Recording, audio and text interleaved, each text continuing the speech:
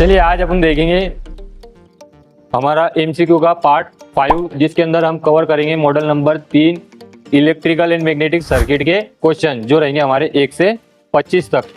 और ये जो क्वेश्चन है ये हमारे एनसीवीटी द्वारा 2024 की सीबीटी एग्जाम के लिए अपडेट किए गए हैं और यही आईटीआई के फर्स्ट ईयर के सीबीटी एग्जाम में आएंगे। तो चलिए सबसे पहले हम देखेंगे question number 1, calculate the resistance value of the resistor by colour coding method. अपने पास जो ये कार्बन रजिस्टर होता है इसके ऊपर वैल्यू नहीं लिखी हुई होती है, इसके ऊपर इस तरीके से कलर बैंड बने होते हैं। तो कलर बैंड के कलर के द्वारा हमको इसकी वैल्यू पता करनी होती है। तो इसका एक चार्ट है यहाँ पर। तो चार्ट में हमको जो पहला कलर है, जैसे यहाँ पर दिखाया गया है रेड, तो इसमें से जो रेड है वो पहले कॉलम में से हम उठाएंगे उसका नंबर 2 और एज इट इज लिख देंगे। उसके बाद दूसरा जो कॉलम है ब्लू, अब ब्लू के लिए दूसरे कॉलम में से नंबर उठाएंगे और एज इट इज लिख देंगे 6। और उसके बाद तीसरा जो कॉलम होता है, ये तीसरा कॉलम होता है मल्टीप्लायर, मतलब ये दोनों के साथ उसको मल्टीप्लिकेशन करना होता है। तो यहाँ पर ऑरेंज दिया हुआ है, तो तीसरे कॉलम में से ऑरेंज को उठाएंगे हम 10⁻³ और जो चौथा है ये होता है हमारा टॉलरेंस का, मतलब फर्क कितना आएगा। तो ये सिल्वर है, तो सिल्वर के लिए यहाँ पर +-10% है, प्लस और माइनस 10%। तो हमारा जो आंसर वो आ जाएगा बी। इसमें 10% कम भी हो सकता है और ज़्यादा भी हो सकता है ना। तो इसकी जो वैल्यू आएंगी तकरीबन 1 के आगे 3 0, मतलब 26 किलो ओम का ये रेजिस्टेंस आएगा। तो इस तरीके से हम इसकी वैल्यू इस कलर चार्ट के द्वारा निकाल सकते हैं। चलिए अब question number 2, what electrical quantities are related in Ohm's law. अभी ओहम्स लॉ हमने पढ़े कि करंट जो होता है किसी बंद डीसी सर्किट में, करंट जो होता है वो वोल्टेज के प्रोपोर्शनल होता है, मतलब सीधे अनुपात में होता है। और रेजिस्टेंस जो होता है वो करंट के उल्टे अनुपात में होता है, मतलब इन्वर्सली प्रोपोर्शनल होता है। जबकि जो भौतिक परिस्थितियां है जैसे कि टेम्परेचर वगैरह वो कांस्टेंट हो, है ना। तो इसमें हमने किसकी बात की? ओहम्स लॉ के अंदर हमने बात की करंट की, वोल्टेज की और रेजिस्टेंस की। तो ये तीनों जो क्वांटिटीज है ये हमारे ओहम्स लॉ के अंदर आते हैं। तो हमारा राइट आंसर हो जाएगा ऑप्शन नंबर सी। चलिए अगला क्वेश्चन है हमारा question number 3, why the ohm meter is graduated with non linear scale. देखिए नॉन लीनियर स्केल यहाँ पर इसका मतलब क्या है कि स्केल समान नहीं होंगी, है ना। मतलब 100 यहाँ पर 10 ओम बताया गया है, यहाँ पर 20, 30, 50, 100, उसके बाद फिर डायरेक्ट 1 किलो ओम, उसके बाद 5 किलो ओम, फिर 10 किलो ओम। मतलब इतने से गैप के अंदर इसकी वैल्यू क्या हो रही है? बहुत ही गुना बढ़ रही है। तो ये स्केल लीनियर नहीं है, ये कैसी है? नॉन लीनियर स्केल है। तो ऐसा क्यों होता है? क्योंकि जब हम ओम मीटर में किसी भी रेजिस्टेंस को नापते हैं तो ओम मीटर के अंदर क्या होता है? एक बैटरी होती है जिसके द्वारा वो करंट को प्रवाहित किया जाता है। और करंट जो होता है वो रेजिस्टेंस के इन्वर्सली प्रोपोर्शनल होता है, मतलब जितना अधिक करंट उसमें से प्रवाहित होगा तो ये यहाँ का जो पॉइंटर है वो अधिक इधर जाएंगे, और जितना इधर आएगा उतना रेजिस्टेंस ये कम शो करेगा, है ना। और अगर कम करंट प्रवाहित हुआ तो जो पॉइंटर है वो कम डिफ्लेक्ट होगा और यहाँ पर हमको ज़्यादा रेजिस्टेंस बताएंगे। तो इसका जो हमारा आंसर रहेगा वो option number B right answer रहेगा। Current is inversely proportional to the resistance, इस वजह से इसकी जो स्केल होती है वो नॉन लीनियर होती है। उसके बाद अगला क्वेश्चन है हमारा 4, which electrical quantities directly proportional to the eddy current. अब देखिए सबसे पहले हमको ये जानना जरूरी है कि एडी करंट किसे कहते हैं। अभी हमने देखा होगा अब एक ट्रांसफार्मर होता है जिसके अंदर कोर होती है, स्टील की लेमिनेटेड पट्टी द्वारा बनाई गई। तो इसके अंदर क्या होता है कि जब हम इसको सप्लाई देते हैं तो कॉइल एक बदलता हुआ मैग्नेटिक फील्ड पैदा करती है, जिसके द्वारा दूसरे कॉइल में विद्युत वाहक बल पैदा होता है ना। तो उसमें क्या होता है कि जिस कोर के ऊपर वो वाउंड की गई है उस कोर के अंदर भी वोल्टेज पैदा हो जाते हैं बदलते हुए चुंबकीय क्षेत्र के द्वारा। और उस कोर के अंदर भी क्या होता है, फिर वोल्टेज पैदा होने की वजह से कुछ मात्रा में करंट प्रवाहित होने लग जाता है जो हमारे कुछ काम का नहीं होता। तो उसको हम बोलते हैं एडी करंट। तो ये किसके ऊपर डिपेंड रहता है? ये डिपेंड रहता है फ्रीक्वेंसी के ऊपर। जैसे हमारा एसी सप्लाई बदलते रहता है, पॉजिटिव निगेटिव। अपनी फ्रीक्वेंसी कितनी है? 50 हर्ट्ज है, तो ये 1 सेकंड में 50 बार बदलता है। एडी करंट किसके डायरेक्ट प्रोपोर्शनल रहेगा? फिर फ्रीक्वेंसी के। चलिए अब अगला हमारा question number 5, what is the unit of परमियंस। परमियंस की इकाई क्या है? परमेंस जैसे हमारा कंडक्टेंस होता है, कंडक्टेंस क्या काम करता है, करंट को अपने अंदर से आसानी से गुजरने के लिए सुगमता प्रदान करता है, करंट को आसानी प्रदान करता है अपने अंदर से गुजरने के लिए। तो परमेंस क्या करता है, जो चुंबकीय बल रेखा होती है उसको अपने अंदर से गुजरने के लिए आसानी प्रदान करता है। तो इसको हम कैसे निकालते हैं कि हम एक टन लिए, समझो 10 टन लिए और 10 टन को कितने एम्पियर दिए तो उसने कितना फ्लक्स पैदा किया, जिसको हम वेबर में नापते हैं, तो उसने कितना फ्लक्स पैदा किया या फिर उसके अंदर कितना फ्लक्स गुजरता है, वो वेबर पर एम्पियर टन के द्वारा नापा जाता है। तो यह इसका यूनिट कहलाएगा। अलग अलग मटेरियल के लिए अलग अलग वेबर ये उत्पन्न करेगा, जबकि एम्पियर और टन समान रखेंगे तो वो उस पदार्थ का परमेंस कहलाएगा। चलिए अगला क्वेश्चन है, calculate the value of resistance R2 in the parallel circuit. और यहाँ पर हमको क्या करना है, R2 पता करना है कि उसकी वैल्यू कितनी है। यहाँ पर हमको सबसे पहले क्या करेंगे, जो वैल्यू दिया गया है वो लिख लेंगे। तो सबसे पहले हमको दिया है उसने total voltage 24 volt, total current 15 ampere, उसके बाद R1 दिया है 8 ओहम, R2 अपनों को पता करना है, R3 दिया है 3 ओहम। तो हमको R2 पता करना है इसके अंदर इस सर्किट में। बहुत ही आसान सा फॉर्मूला है। सबसे पहले हम क्या करेंगे, इसके अंदर करंट पता कर लेंगे, है ना। करंट तो टोटल दिया हुआ है, लेकिन अगर हमको इसका रेजिस्टेंस पता करना है तो इसके लिए फार्मूला क्या होगा, R = V/I, बरोबर। अब ये 2 नंबर का रेजिस्टर है तो हम इसके लिए V2 यूज करेंगे और I2 यूज करेंगे, बरोबर, R2 के लिए, है ना। V2 अपनों को पता है क्या, पता है। कैसे पता है, पैरेलल के अंदर जो टोटल वोल्टेज होता है V2 = वही V1 भी होता है और वही V2 भी होता है और वही V3 होता है, क्योंकि यहाँ पे 24 वोल्ट जो दिए वो तीनों को 24 वोल्ट ही मिलेंगे। तो यहाँ पर हमको V2 क्या रहेगा, 24 वोल्ट रहेगा। और I2 अपनों को नहीं पता है तो सबसे पहले अपन I2 पता कर लेंगे, बरोबर। अब I2 कैसे पता करेंगे, अपने पास पैरेलल के लिए करंट का एक फॉर्मूला है, IT = I1 + I3। तो यहाँ पर I1 पता करने के लिए अपनों को क्या करना पड़ेगा, I1 = V1/R1, बरोबर। तो V1 कितना अपने पास 24 वोल्ट, R1 कितना है 8 ओहम, तो I1 कितना आएगा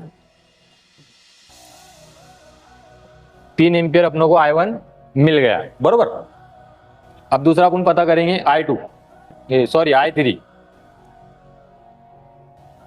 I3 के लिए भी वही फॉर्मूला रहेगा, V3/R3। V3 कितना अपने पास 24 वोल्ट, R3 कितना है 3 ओम, तो ये कितना आएगा, ये आएगा 8 एम्पियर, बरोबर। तो अपने पास IT अपने को पता हो गया, I1 पता है, I3 पता है, I2 नहीं पता है, बरोबर। तो इसके लिए हम क्या करेंगे, ये दोनों को उधर भेज देंगे और I2 को इधर भेज देंगे, और जब ये उधर के साइड जाएंगे प्लस में क्या हो जाएंगे, माइनस में चले जाएंगे, बरोबर। तो यहाँ पर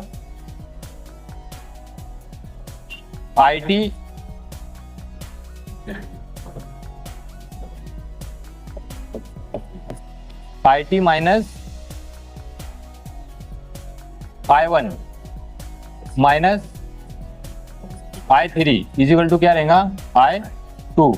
IT कितना अपने पास 15 माइनस I1 कितना है, अभी निकाले अपने 3 एम्पियर माइनस 3, I3 कितना है 8 एम्पियर, कितना बचा 15 में से 11 गए, 4 बचे ना, 4 एम्पियर। तो अपनों को I2 क्या मालूम पड़ा, ये जो I2 क्या पता चला 4 एम्पियर, बरोबर। तो अब इस वैल्यू में अपन रख के R2 की वैल्यू पता कर सकते। V2 कितना अपने पास 24 वोल्ट है ना, V1 = V2 = V3 = VT, मतलब जो टोटल वोल्टेज रहेगा वही रहेगा, क्योंकि सबको सेम वही मिलेगा। अब I2 कितना है अपने पास 4 एम्पियर, बरोबर। कितना आएगा ये 6 ओम, बरोबर। तो हमारा ये जो आंसर आया ऑप्शन नंबर C 6 ओम ये राइट है, बरोबर। चलिए अगला क्वेश्चन भी बिल्कुल उसके ही सेम है, सेम उसी तरीके से करना है और यही दो क्वेश्चन आपको सेम टू सेम एग्जाम में आएंगे और इनके जो वैल्यू है वो भी सेम ही रहेंगे, है ना। तो इसमें भी हमको अब उसमें R2 पता करना था, इसमें क्या पता करना है, R3, है ना। तो इसमें जो टोटल वोल्टेज दिए हुए 24, तो यही हमारा टोटल वोल्टेज भी रहेगा, यही हमारा V1 भी रहेगा और यही हमारा V2 भी रहेगा और यही हमारा V3 भी रहेगा, बरोबर। तीनों को वही वोल्टेज मिलेंगे, तो हम तीनों शाखा में जो वोल्टेज मिले इसको V1, V2, V3 नाम दे देंगे। उसके बाद अब हम क्या करेंगे अगली स्टेप, और क्या क्या दिया हुआ है इसके अंदर, दिया हुआ है R1 4 ओम, 4 है वो आपको एक दिख रहा होगा। उसके बाद R2 जो है 6 ओम, R3 अपनों को पता करना है। उसके बाद टोटल करंट दिया है IT इजिकल टू 12 एम्पियर, बरोबर। और I1, I2, I3 ये टोटल करंट जो है IT वो दिया हुआ है 12 एम्पियर, बरोबर। तो अब इसके लिए भी हमको R3 पता करने के लिए फॉर्मूला क्या है, R3 is equal to V3 divide by I3, है ना। यहाँ पर हम नंबर दे देंगे, इसमें से जो करंट जा रहा है वो I1, इसमें से जो करंट जा रहा है वो I2, इसमें से जो करंट जा रहा है वो I3। तो पहले अपनों को ये पता करना पड़ेगा, बरोबर। तो सबसे पहले हम पता करेंगे I1 कैसे पता करेंगे, V1 अपॉन R1। V1 कितना अपने पास 24 वोल्ट, R1 कितना है 4 एम्पियर, कितना आएगा ये 6 एम्पियर, हाँ ये 4 ओम है R1, तो ये कितना आएगा करंट 6 एम्पियर, बरोबर। अब हम पता करेंगे I2 के लिए V2 divide by R2। V2 कितना अपने पास 24 वोल्ट, R2 कितना है 6 ओम, कितना आएगा ये 4 एम्पियर, बरोबर। तब यहाँ पर हमको जो फार्मूला है अपना IT is equal to I1 plus I2 plus I3, इसके अंदर क्या होता है, जो टोटल करंट है वो क्या होते हैं, बढ़ जाते हैं, है ना। तीनों के अंदर बढ़ जाएंगे, इसमें जो जाएगा वो I1, इसमें जो जाएगा वो I2, इसमें जो जाएगा वो I3, पैरेलल में वो करंट डिवाइड होते हैं, बरोबर। तो यहाँ पर हमको IT भी पता है, I1 भी पता है, I2 भी पता है, I3 नहीं पता है। और I3 अपन क्यों निकाल रहे हैं, ताकि अपन R3 की वैल्यू पता कर सके, है ना। तो अभी यहाँ पर हम क्या करेंगे, I3 पता करना है तो इसको इधर रहने देंगे, बाकी ये दोनों को वो साइड भेज देंगे ना, टोटल करंट में से इसको माइनस कर लेंगे। तो यहाँ पर हम क्या करेंगे, जो हमारे टोटल करंट है वो कितना है 12 एम्पियर, 12 एम्पियर माइनस, अब ये प्लस में था ये उधर जाएगा तो माइनस में आ जाएगा, बरोबर। तो ये I1 कितना अपने पास 6 एम्पियर, चलो अब ये I2 को भी उधर भेज देंगे, प्लस में था तो ये भी क्या हो जाएगा माइनस में हो जाएगा। तो I2 कितना अपने पास 4 एम्पियर है, तो ये 4 एम्पियर माइनस इजिकल टू क्या आएगा अपने पास I3 आ जाएगा, बरोबर। तो 12 में से 6 गए, 6 बचे, 6 में से 4 गए, कितने बचे 2, तो I3 कितना आया अपने पास 2 आया, बरोबर। तब ये वैल्यू में अपन I3 रख के R3 पता कर सकते हैं। तो R3 is equal to V3 divide by I3, V3 कितना अपने पास 24 वोल्ट, I3 कितना अपने पास 2 एम्पियर, R3 कितना आया 12 ओम, है ना।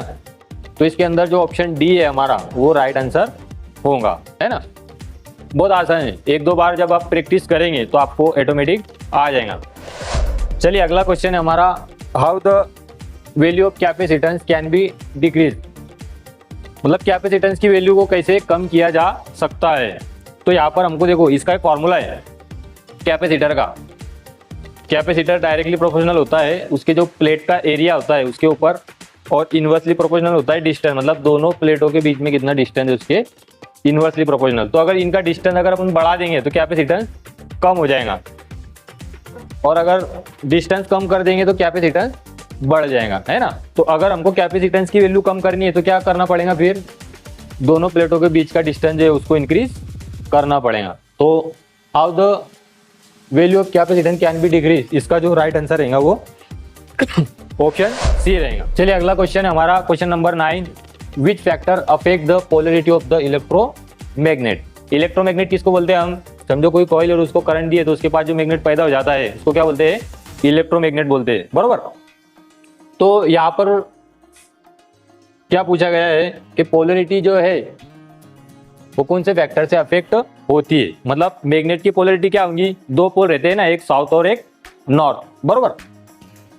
तो यहाँ पर हमने यूज किया है राइट हैंड ग्रिप रूल का, बरोबर। मतलब अगर कोई कॉइल है, उस कॉइल में से करंट प्रवाहित हो रहे हैं, समझो इस कॉइल में से जो करंट प्रवाहित हो रहा है वो कैसे जा रहा है? इधर से जो जा रहा है वो इस तरीके से जा रहा है। तो फिंगर जो है अपने को कैसे लेने, अपने को इस तरीके से लेने, बरोबर। इधर करंट ऐसे जा रहा है ना, तो फिंगर इधर लिए तो थंब किधर रहेगा? सामने की ओर। तो सामने वाला जो पोल रहेगा वो कौन सा रहेगा? नॉर्थ पोल रहेगा। कौन सा रहेगा? नॉर्थ पोल रहेगा। और उसके अपोजिट वाला साउथ। अब अगर करंट अपन इधर से भेजेंगे तो वो ऐसा जाएगा, बरोबर। कैसा जाएगा? अब ये करंट कैसे जा रहा है? इधर से इधर जा रहा है ना। अब अगर अपन करंट उधर से इधर लेके आए तो ये जो उंगलियां है ये किधर आ जाएंगी? इधर की ओर आ जाएंगी, बरोबर। अब करंट ऐसा जाएगा ना, इधर से इधर जाएगा ना, तो फिंगर इधर चले जाएंगे तो थंब किधर आ जाएगा? इस साइड आ जाएगा। मतलब अब इस साइड वाला कौन सा हो जाएगा? North pole. जिधर भी थंब रहा वो कौन सा रहेगा? नॉर्थ पोल रहेगा। तो अब थंब इधर हो गया अपना, तो इधर के साइड फिर नॉर्थ पोल हो जाए और इधर की तरफ साउथ पोल हो जाए, बरोबर। तो अपने क्या किए? करंट की दिशा को चेंज किए, और करंट की दिशा को चेंज करे तो इसके पोल भी क्या हो गए? चेंज हो गए, है ना।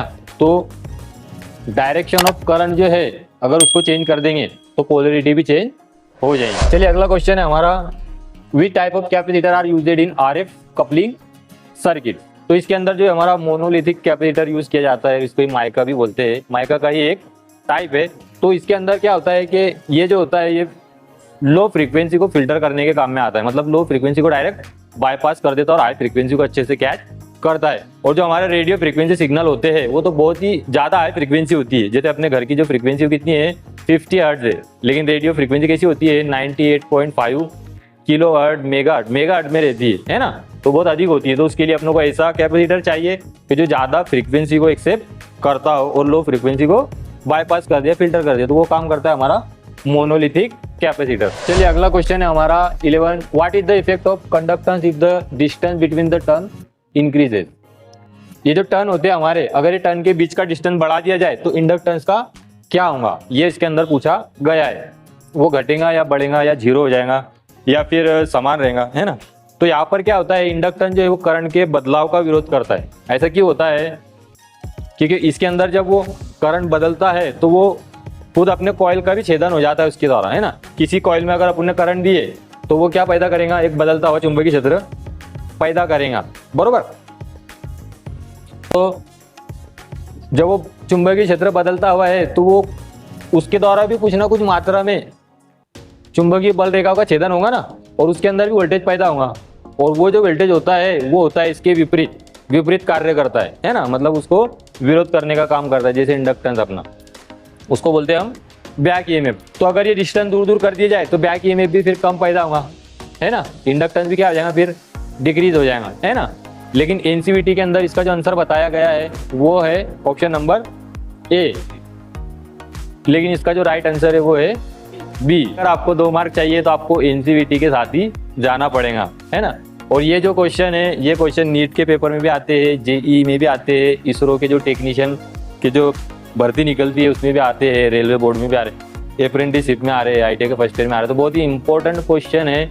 तो इसका जो राइट आंसर है, अलग तुम जब एग्जाम देंगे तो उसके अंदर डिग्रीज लगाना। लेकिन अभी आईटीआई सीबीटी के लिए अगर आपको 2 मार्क चाहिए तो एनसीईआरटी द्वारा जो सूचित किया गया आंसर उसके साथ आपको जाना पड़ेगा। चलिए अगला क्वेश्चन है, in which device the air capacitor are used.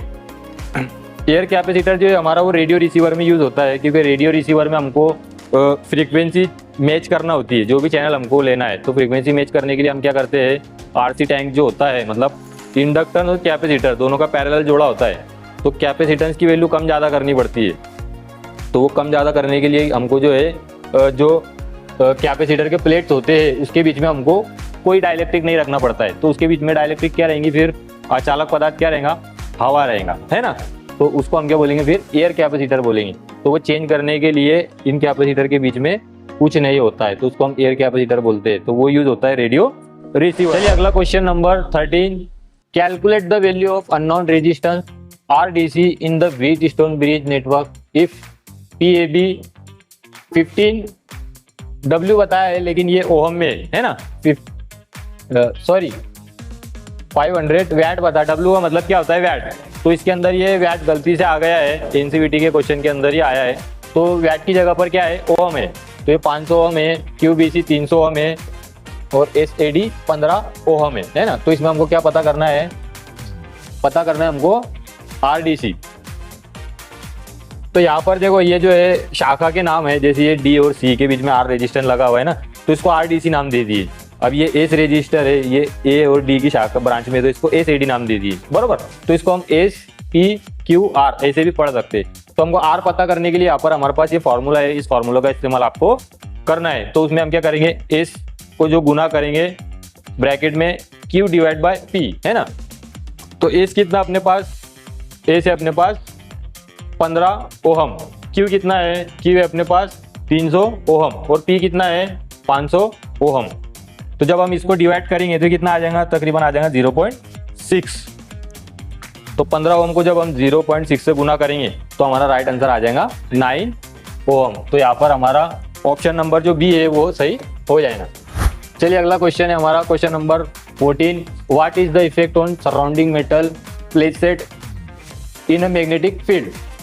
जो हमने इससे पहले एडी करंट का जो सवाल पूछा, ये भी बिल्कुल सेम उसी तरीके से है ना। उसमें हमने क्या देखा कि एडी करंट किसके डायरेक्टली प्रोपोर्शनल थी, फ्रीक्वेंसी के, है ना। और इसमें क्या पूछ रहा है कि अगर किसी मैग्नेटिक फील्ड के सराउंड में कोई मेटल रखा गया तो उस मेटल पे क्या इफेक्ट होगा, क्या प्रभाव पड़ता है। तो हमने देखा कि उस समझो अब ये मेटल है ना, तो ये चुंबकीय फ्लक्स का छेदन होगा और इस मेटल के अंदर क्या होगा, वोल्टेज पैदा होंगे, जिसका प्रभाव क्या पड़ेगा कि इसके अंदर भी करंट प्रवाहित होगा। जैसे ट्रांसफार्मर की कोर, तो उसके अंदर का करंट अपने कुछ काम में नहीं आता है और उसको हम बोलते हैं एडी करंट।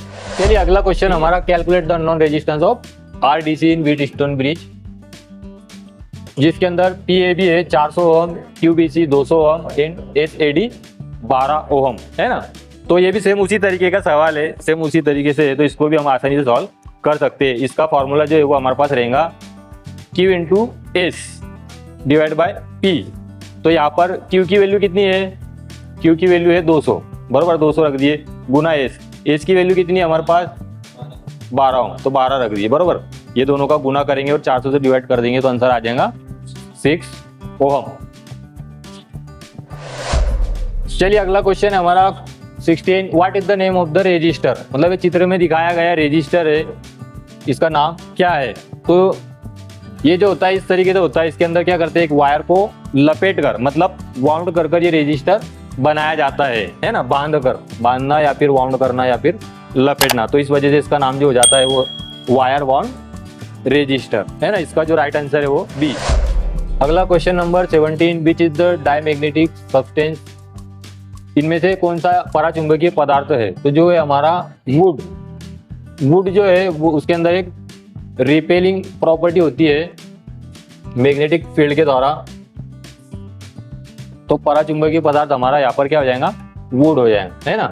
ये उसको थोड़ा सा विरोध करता है, रिपेलिंग करता है ना, तो उसको बोलते हैं हम पराचुंबकीय पदार्थ। तो वो प्रॉपर्टी किसकी होती है, और लकड़ी की होती है। चलिए अगला क्वेश्चन है हमारा 18। What indicate the shape of BH curve, hysteresis loop of material, मतलब पदार्थ का BH वक्र या फिर हिस्टैरिसीस लूप का आकार क्या दर्शाता है।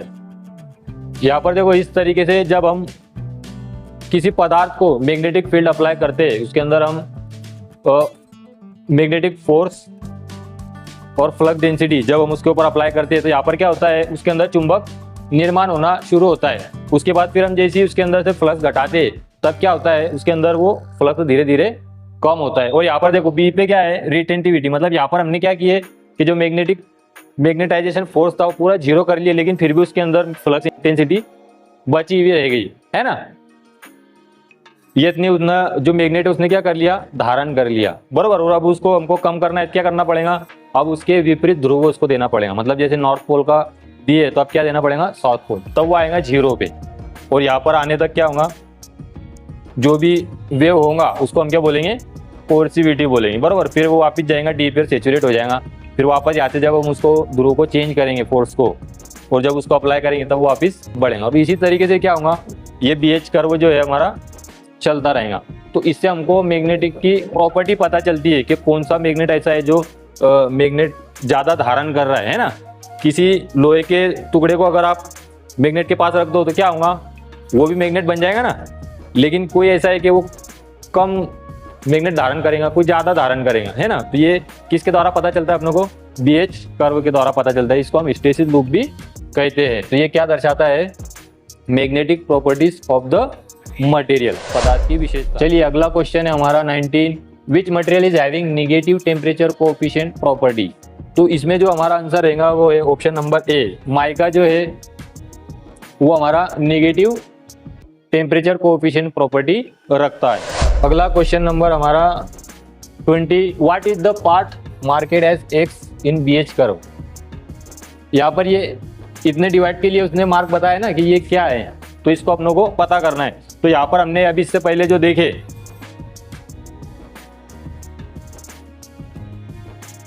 कि जो मैग्नेट बड़ा था, लेकिन जब हमने पूरा मैग्नेट हटा लिया तब भी क्या हुआ, यहाँ पर कुछ ना कुछ मैग्नेट शेष रह गया, है ना।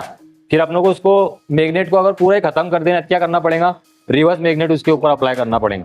तो वो अप्लाई करने के लिए यहाँ तक अपनों को आना पड़ेगा, बरोबर।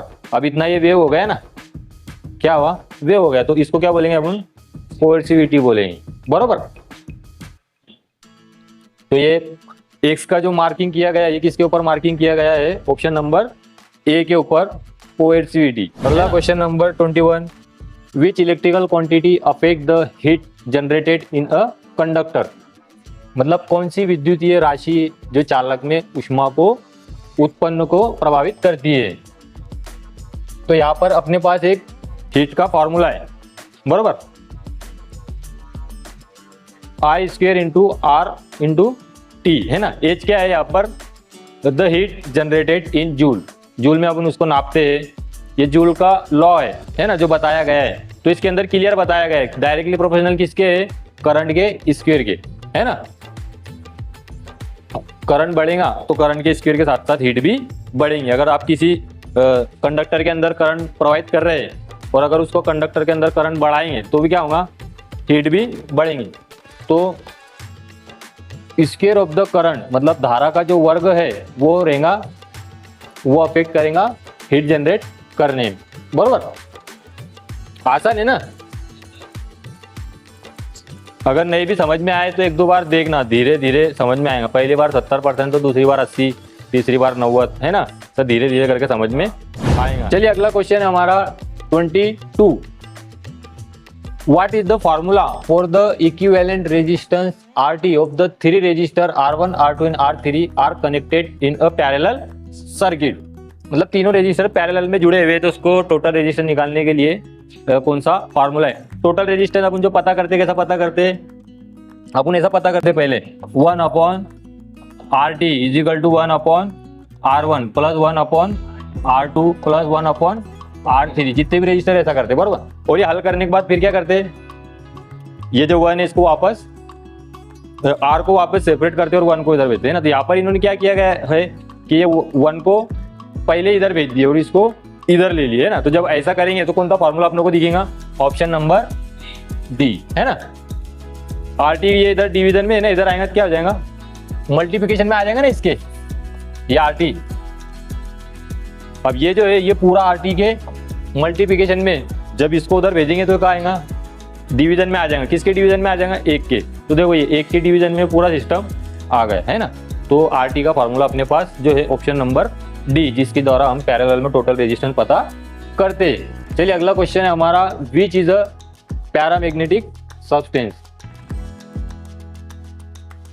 अनुचुंबकीय पदार्थ कौन सा है। तो यहाँ पर हमारा जो ऑप्शन नंबर ए है ये हमारा अनुचुंबकीय पदार्थ है। मैग्नेट के प्रति ये थोड़ा सा कम आकर्षण दिखाता है ना, इसलिए इसको हम क्या बोलते हैं, अनुचुंबकीय पदार्थ। तो वो होता है हमारा ए। अगला question number 24, what will happen if the polarised electrolytic capacitor is reversely connected. हमने देखा जो भी कैपेसिटर होता है उसके 2 प्लेट होते हैं ना। इलेक्ट्रोलाइटिक कैपेसिटर के अंदर पोलरिटी भी होती है, एक में प्लस और एक में माइनस होती है ना। तो अगर इसकी जो पोलरिटी है वो सप्लाई के बिल्कुल करेक्ट होना चाहिए, जैसा आने वाला पॉजिटिव इसके प्लस के साथ और निगेटिव इसके निगेटिव के साथ होनी चाहिए, बरोबर। और अगर हमने उल्टा कर दिया तो क्या होगा, बहुत ही अधिक मात्रा में इसके द्वारा करंट प्रवाहित होगा और अधिक मात्रा में करंट प्रवाहित होने की वजह से क्या होगा, ये एक्सप्लोड हो जाएगा ड्यू टू एक्सेसिव हीट के वजह से, है ना। तो इसका आंसर आएगा ऑप्शन नंबर बी। चलो अगला question number 25, what is the effect on opened register in series circuit. मतलब कोई ऐसा रजिस्टर है जो खुला हुआ है ना, तो उसके अंदर क्या इफेक्ट होगा। अब रजिस्टर की एक खासियत होती है कि रजिस्टर कभी भी शॉर्ट नहीं होता, है ना। ओपन हो जाएगा लेकिन शॉर्ट नहीं होगा। आज तक ऐसा नहीं हुआ है। जैसे हमने देखे ना, कैपेसिटर शॉर्ट हो जाता है, ट्रांजिस्टर शॉर्ट हो जाते हैं, IGBT शॉर्ट हो जाते हैं, लेकिन रेजिस्टेंस कभी भी शॉर्ट नहीं होता। अगर होगा तो ओपन होगा, है ना। तो इसके अंदर क्या होगा, समझो हमने कोई सप्लाई उसको दिया हुआ है रेजिस्टर को, बराबर। ये रेजिस्टर है, उसको हमने DC सप्लाई दिया हुआ है। समझो यहाँ पर हमने 24 वोल्ट दिए हुए DC सप्लाई, बराबर। तो अगर ये बीच में से ओपन हो गया, है ना, क्या बता रहा है, रेजिस्टर ओपन है। तो अगर बीच में से ओपन हो गया तब यहाँ पर हमको क्या मिलेगा, टोटल सप्लाई वोल्टेज मिलेगा ना। इसके जो सिरे यहाँ पर क्या मिलेगा, जो टोटल सप्लाई वोल्टेज है वो यहाँ पर मिलेगा, क्योंकि इसके बीच में से तो करंट प्रवाहित होगा नहीं, क्योंकि ये ओपन हो गया है ना। तो इसका जो सही आंसर आएगा वो क्या रहेगा, total supply voltage will appear across the opened resistor. आया समझ में, आसान है ना। तो ये हमारा 1 से लेके 25 क्वेश्चन हो गए इस पार्ट के। अब इसके 25 क्वेश्चन और बाकी है जो हम अगले पार्ट में देखेंगे।